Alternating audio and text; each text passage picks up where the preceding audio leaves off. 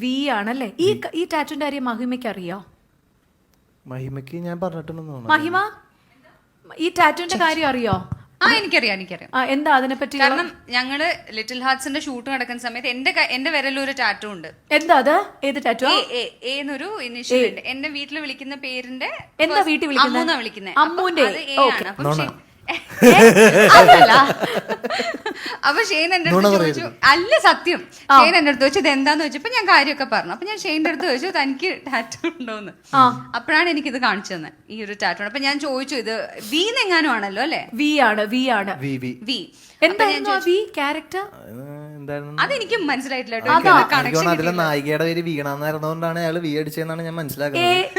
ഏത് സിനിമയിലായിരുന്നു വീണ നായർ? ഇല്ല, ആ പടം ഇറങ്ങിയിട്ടില്ല. അപ്പൊ ഇതൊക്കെ ബിൽഡപ്പ്, ഇതൊക്കെ ചുമ്മാ ഉണ്ടാക്കിയ കഥയായിരിക്കും എന്തെങ്കിലും. ആണ്. വേറെ എന്തെങ്കിലും സ്റ്റോറി ഉണ്ടാവും. ഞാൻ ആദ്യമായിട്ട് ഒരാൾ വീണ നായരിന്റെ വി അടിച്ച് ടാറ്റു കണ്ടത്. ചേച്ചി, ഞാൻ അതാ സിനിമയിലെ കഥാപാത്രത്തിന്റെ നായികയുടെ പേര് വീണ. അപ്പൊ ഞാൻ ചോദിക്കട്ടെ, എത്രയോ എത്രയോ സിനിമകളിൽ മഹിമയെ പോലെ സുന്ദരിമാരായിട്ടുള്ള നായികമാര് കൂടെ അഭിനയിച്ചിട്ട് എന്തുകൊണ്ട് വീണ? റോബർട്ട് ടാറ്റു അടിച്ചിട്ടില്ല, അതുകൊണ്ടാണ്. റോബർട്ട് ടാറ്റു അടിച്ചിട്ടില്ല, അതുകൊണ്ടാണ്. അല്ലല്ല, എന്നാ വീണ മാത്രം വന്നേ അതില്? എന്താന്നറിയില്ല, സംഭവിച്ചേ ചില സമയത്ത് അങ്ങനെയാ. ഓക്കെ, അപ്പൊ ടാറ്റു ഇതായിരുന്നു ഉണ്ടായിരുന്നു, അത് മാറ്റിയതാന്ന് പറഞ്ഞു മഹിമ. All good. അടുത്ത മൂന്നാമത്തെ ചോദ്യം. What is Shane Nigam phone number? Phone number ഏറ്റവും കൂടുതൽ ജനങ്ങൾ തെരഞ്ഞിരിക്കുന്നത്, എനിക്കോടത് പെൺകുട്ടികളാണ് തെരഞ്ഞെന്ന് തോന്നുന്നു. ഒന്ന് വിളിച്ച് സ്നേഹം പറയാനൊക്കെ പറയുന്നില്ല. എന്ത് പറയാൻ? ഫോൺ നമ്പർ ഞാൻ പറയാൻ അത് വേണ്ട. ഞാൻ ഒരു തവണ വലിയൊരു ആവേശത്തിൽ കൊടുത്തതാണ്. എവിടെയാ കൊടുത്തേത്? ഏതൊരു ഇന്റർവ്യൂല് പണ്ട്. എന്നിട്ട് ആൾക്കാർ വിളിയായിരുന്നോ നിരന്തരം? അത്യാവശ്യം. പിന്നെ നിരന്തരം എന്നുള്ളതല്ല, മെസ്സേജുകൾ കുറെ കിടക്കുമായിരുന്നു. ഇടയ്ക്ക് അതിനകത്ത് ചീത്ത വിളിക്കേണ്ടി വല്ല വന്നിട്ടുണ്ടോ? ഇനി മേലിൽ വിളിച്ചു വരുന്നല്ലോ? ഇല്ല, ഞാൻ ആ ഫോൺ സംഭവം മാറ്റി വെക്കും. നമുക്ക് ആണല്ലേ. അപ്പൊ ഇതാണ് ഫോൺ നമ്പർ. ഇഷ്ടം കൊണ്ട് വിളിക്കണല്ലേ, നമ്മൾ അവരെ ചീത്ത വിളിച്ചിട്ട് എന്തായാലും അല്ലേ? അതാ സത്യം. അടുത്ത ചോദ്യം. ഏറ്റവും കൂടുതൽ ആൾക്കാർ തെരഞ്ഞെടുക്കുന്നത്? അത് കൊള്ളാം, നല്ലൊരു ചോദ്യമാണല്ലോ ചോദിച്ചത്. എന്നാപ്പാ? സൂപ്പർ. വാട്ട് ഈസ് എന്താണ് Shane Nigam മോളിവുഡ്സ് rich young actor? ഞാൻ കണ്ടില്ല, ഒന്നുകൂടി. Shane Nigam മോളിവുഡ്സ് rich young actor. Shane Nigam ആണോ മലയാളത്തിലെ ഏറ്റവും റിച്ച് ആയിട്ടുള്ള യങ് ആക്ടർ? ഇത് ഗൂഗിൾ കള്ളം പറയില്ല. കറക്റ്റാണ്. ടാലന്റിന്റെ കാര്യത്തിലാണെന്ന് മഹിമ രക്ഷപ്പെട്ടു, അല്ലെങ്കിൽ ഇപ്പൊ GST-കാര് കയറി നശിപ്പിച്ചേനെ. അല്ല തെസ്റ്റ് ചേച്ചി, അതില് എന്നാ പറയുന്നു? സത്യമാണ്. പിന്നെ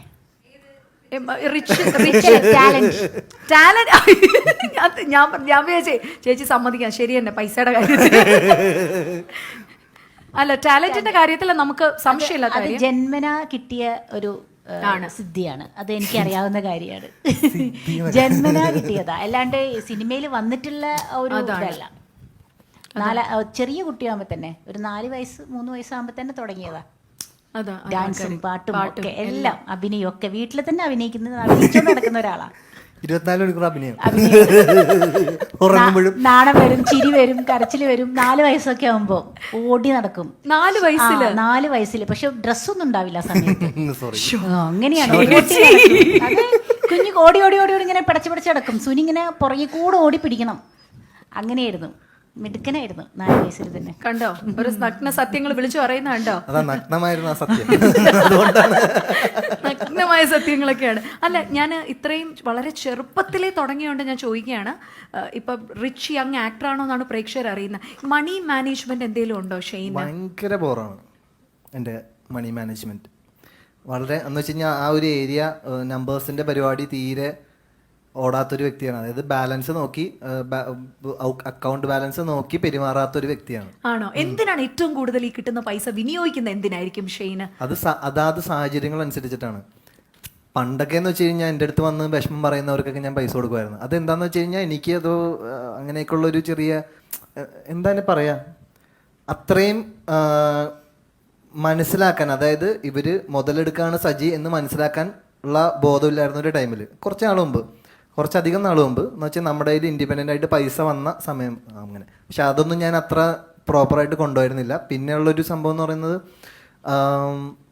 പിന്നെ നമ്മുടെ മലയാളം ഇൻഡസ്ട്രിയിലുള്ള പ്രൊഡ്യൂസേഴ്സ് ഇച്ചിരി അധികം അത്തരം കാര്യങ്ങളിൽ പൈസയുടെ പരിപാടികളിലൊക്കെ കുറച്ച് ഉള്ളതുകൊണ്ട് തന്നെ എനിക്ക് അധികം, അതായത് ഇപ്പോൾ കമ്മിറ്റ് ചെയ്തതിനേക്കാളും പൈസ കുറവൊക്കെ ആയിരിക്കും പലപ്പോഴും നമുക്ക് കിട്ടുക. അപ്പൊ പിന്നെ അതിനൊന്നും നമ്മൾ ഈ പറഞ്ഞ ഒരുപാട് അല്ല എഗ്രിമെന്റ് ഒക്കെ സൈൻ ഒക്കെ ഇല്ലേ നമുക്ക് അങ്ങനെ അതൊരു ശരിക്കും പറഞ്ഞൊരു ചെറിയ കോൺട്രവേഴ്ഷ്യൽ ടോപ്പിക്കാണ്. കാര്യം എൻ്റെ ഒരു അനുഭവത്തിൽ കുറേ നാൾ മുമ്പാണ് കേട്ടോ, ഇപ്പൊ ഈ അടുത്തുള്ളതൊന്നും അല്ല, ഒരു 4-5 ഇപ്പൊ എനിക്ക് ഒരു 4-5 കൊല്ലമായി നമ്മുടെ എഗ്രിമെന്റിൽ വൈറ്റ്നറിന്റെ ഒരു വെച്ച് മായ്ച്ച ഒരു എഗ്രിമെന്റിൽ പോലും ഞാൻ അതിൻ്റെ ഒരു ഇതായിട്ട് ചെന്നപ്പോഴത്തേക്കും അത് അംഗീകരിച്ചിട്ടുണ്ടായിരുന്നില്ല.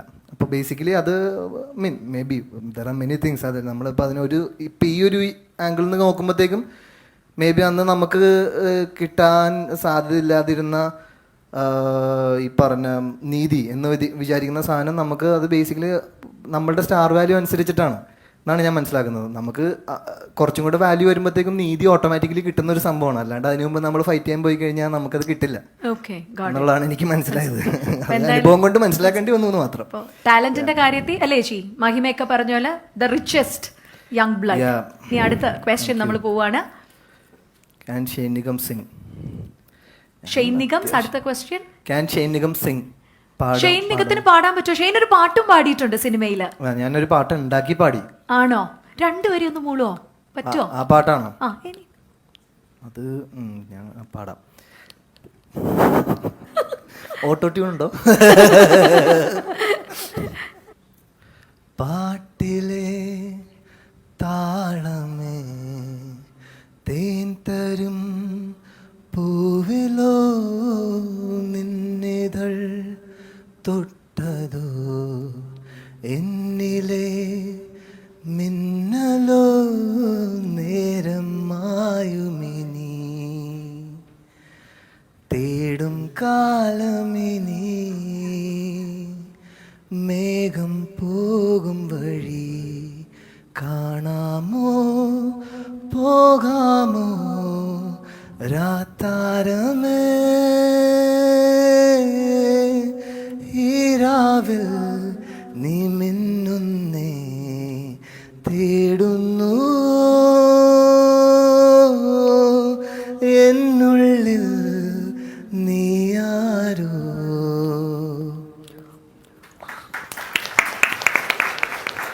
ഞാനൊരു സത്യം പറയാം നല്ല എക്കോ. അതല്ല ഒരു പ്രാക്ടീസോ ഞങ്ങളൊന്ന് ഡിസ്കസ് ചെയ്തല്ല, ഓൺ സ്പോട്ട് ഷെയ്ൻ പാടിയതാണ്. ഒരു എഫക്റ്റ് ഒന്നും ഇല്ലാതെ അടിപൊളിയായിട്ട് പാടി കേട്ടോ.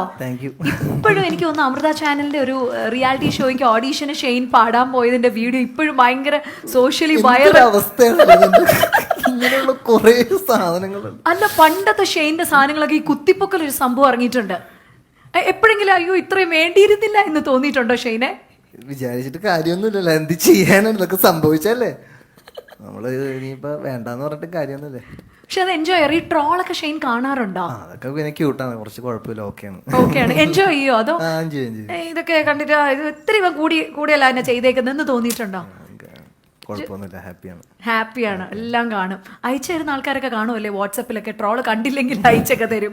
അങ്ങനെയൊന്നും എന്റെ നമ്പർ ഉള്ളവരങ്ങനെ അധികം, അത് വളരെ കുറച്ച് പേർക്ക് ഉള്ളു, അതുകൊണ്ട് അങ്ങനെ അധികം ഇല്ല. പക്ഷെ ഒരു കയ്യടി കൊടുക്കണം കേട്ടോ, പാട്ട് ഞെട്ടിച്ചു കളഞ്ഞു, അടിപൊളി. ഏതെങ്കിലും പെൺകുട്ടികൾക്ക് വേണ്ടി സ്കൂൾ ടൈം കോളേജ് ടൈമിൽ പാടി കൊടുത്തിട്ടുണ്ടോ ഷെയ്നെ? ഇല്ല, പാടിയിട്ടേ ഇല്ല. അടുത്ത ചോദ്യം. Okay, Is Shane Nigam in love with someone? കണ്ടോ, ഞാൻ ചോദിക്കുന്ന എല്ലാം പ്രേക്ഷകർ ചോദിച്ചേക്കുക. നല്ല ചോദ്യം. അടുത്ത ചോദ്യത്തിലേക്ക് പോ. ആരുമായിട്ടെങ്കിലും പ്രണയത്തിലാണോ? No. No. Currently no. No, correct. Okay. Yeah. Girls, please note. Okay. Next ചോദ്യം. Does Shane Nigam have any kind of phobia? ഇത് ഗൂഗിളിൽ സെർച്ച് ചെയ്ത സാധനങ്ങൾ കേട്ടോ. ചോദ്യം എന്താ പറയണ്ടേ? ഫോബിയ എന്തെങ്കിലും, അതായത് വെള്ളത്തിനോട് പേടി. ഇപ്പൊ എനിക്ക് പാമ്പിനോട് എനിക്ക് ഭയങ്കര പേടിയാണ്. I am so phobic to reptiles. അതുപോലെ എന്തെങ്കിലും. മനുഷ്യരെ പേടിയാ, ബാക്കി വേറെ ഫോബിയ ഒന്നുമില്ല. പ്രേതങ്ങളൊക്കെ ഇഷ്ടമാണ്. പ്രേതം, പാമ്പ്, പഴുതാര ഇതിനൊക്കെ ഭയങ്കര പ്രണയമാണ്. പിന്നെ പുലി, കരടി ഇതിനൊക്കെ ഇഷ്ടമാണ് കാര്യത്തില്. പക്ഷെ മനുഷ്യരെ ചെല്ലവരെ ഇച്ചിരി പേടിയാ. ആണോ? അല്ല ഈ പറഞ്ഞില്ലേ ഈ സ്പിരിച്വൽ കാര്യങ്ങളൊക്കെ ഈ ഇഷ്ടമാണെന്ന്, അങ്ങനെ എന്തെങ്കിലും ഒരു എക്സ്പീരിയൻസ് എന്തെങ്കിലും ഉണ്ടായിട്ടുണ്ടോ ഷെയ്ന്റെ റിയൽ ലൈഫില്? അതൊക്കെ വലിയൊരു ഏരിയ, അത് വേണമെങ്കിൽ വേറൊരു ഇന്റർവ്യൂവിൽ വേണമെങ്കിൽ അതൊരു മൊത്തമായിട്ട് വേണമെങ്കിൽ പോവാം. അല്ല എന്നാലും എവിടെയെങ്കിലും ഒരു എക്സ്പീരിയൻസ് ചെയ്തിട്ടുണ്ടോ? അങ്ങനെ ഒരു സ്പിരിറ്റഡ് സംഭവം ഉണ്ട്, ഒരു ഓറ എനിക്ക് ഫീൽ ചെയ്തിട്ടുണ്ടോ എപ്പോഴെങ്കിലും? You believe in that? അത് ചിലപ്പോൾ ഞാൻ ഈ ഭൂതകാലം ചെയ്യുമ്പോഴത്തേക്ക് ഒരുപാട് നമ്മൾ അതിലേക്ക് ഇന്നായ സമയത്ത് ഒരു സീൻ എടുക്കുന്നതിന് മുമ്പ് നമ്മുടെ എടുക്കുന്ന വീടിൻ്റെ തൊട്ട് കുറച്ച് അപ്പുറത്തേക്കായിട്ടാണ് ഒരു ഹോട്ടലുള്ളത്. അവിടെയാണ് ഞങ്ങൾ തൊട്ടപ്പുറത്ത്, അതായത് അവിടെ കാരവൻ സ്പേസ് ഇല്ല, കാര്യം ചെറിയ സ്ഥലത്താണല്ലോ നമ്മൾ ഷൂട്ട് നടക്കുന്നത്. അപ്പോൾ അവിടെ നിന്ന് ഒരു 50 മീറ്റർ അപ്പുറം ഒരു ഹോട്ടലിലാണ് നമ്മൾ ഈ സീൻ എടുത്തുകൊണ്ടിരിക്കുന്നത്. അപ്പോൾ ഒരു സീൻ എന്ന് പറയുന്നത് ഞാനിങ്ങനെ എൻ്റെ കയ്യിൽ നിന്ന് പോയി ഇങ്ങനെ ഇരിക്കുമ്പോഴത്തേക്കും ഉറക്കമില്ലാണ്ടിരിക്കുക. അപ്പോൾ അമ്മ ഇങ്ങനെ സൈഡിൽ ഇങ്ങനെ TV കണ്ടിട്ട് അമ്മ ഇങ്ങനെ പതുക്കെ ഒന്ന് ഉറങ്ങും. ആ സീനിനകത്ത് കണ്ടവർക്ക് ചിലപ്പോൾ ഓർമ്മ ഉണ്ടാവും. അങ്ങനെ ഉറങ്ങുന്ന സമയത്ത് പെട്ടെന്ന് എന്തോ ഒരു സൗണ്ട് കേട്ട് ഞാനിങ്ങനെ അടുക്കള ഭാഗത്തേക്ക് ഇങ്ങനെ നോക്കും എന്ന് പറഞ്ഞൊരു സീനുണ്ട്. അപ്പോൾ ആ സീനിന് വേണ്ടിയിട്ടുള്ള പ്രിപ്പറേഷൻ്റെ ഭാഗമായിട്ട് ഞാൻ അടച്ച് ഇരിക്കുകയാണ്. അപ്പോൾ എല്ലാ സീൻ എടുക്കുന്നതിന് മുമ്പും ഒരു കുറച്ച് സമയം ഒറ്റയ്ക്ക് ഞാനിങ്ങനെ ഇരിക്കും. പക്ഷെ ആ പെർട്ടിക്കുലർ സീൻ എടുക്കുന്ന സമയത്ത് പെട്ടെന്ന് എൻ്റെ ഹോട്ടൽ റൂമിൻ്റെ വിൻഡോ ഇങ്ങനെ തുറന്നു കിടക്കുമായിരുന്നു. പെട്ടെന്ന് എന്തോ ഒരാൾ വന്നിട്ട് എൻ്റെ അടുത്ത് ഇങ്ങനെ എന്തോ പറയുന്ന പോലെ, കുഴപ്പമൊന്നുമില്ല, ഈ തനിക്ക് പരിപാടി അവിടെ ഇങ്ങനെ ഒരു റിയലി അങ്ങനെ ഞാൻ കണ്ടു എന്നുള്ളതല്ല പറയണത്, നമുക്കത് റിയലായിട്ട് ഫീൽ ചെയ്തു. ദാറ്റ് ഞാൻ ഇപ്പം ഈ സീനിന് വേണ്ട പരിപാടിയൊക്കെ അവിടെ ഞാൻ സെറ്റ് ചെയ്ത് വെച്ചിട്ടുണ്ട്, നിങ്ങൾ പോയിക്കോ എൻ്റെ അടുത്ത് പറയണതാണ്. അത് ഞാൻ എക്സ്പീരിയൻസ് ചെയ്തതാണ്. അപ്പം അങ്ങനെ നോക്കിക്കഴിഞ്ഞ് കഴിഞ്ഞാൽ ഡേ ടു ഡേയിൽ ചില അങ്ങനെ അത്തരം നമ്മൾ കാണാത്ത ലോകത്തിൻ്റെ ഇടപെടൽ പല സമയത്തും എൻ്റെ ലൈഫിൽ ഉണ്ടാവാറുണ്ട്, ഇപ്പോഴും ഉണ്ടാവാറുണ്ട്.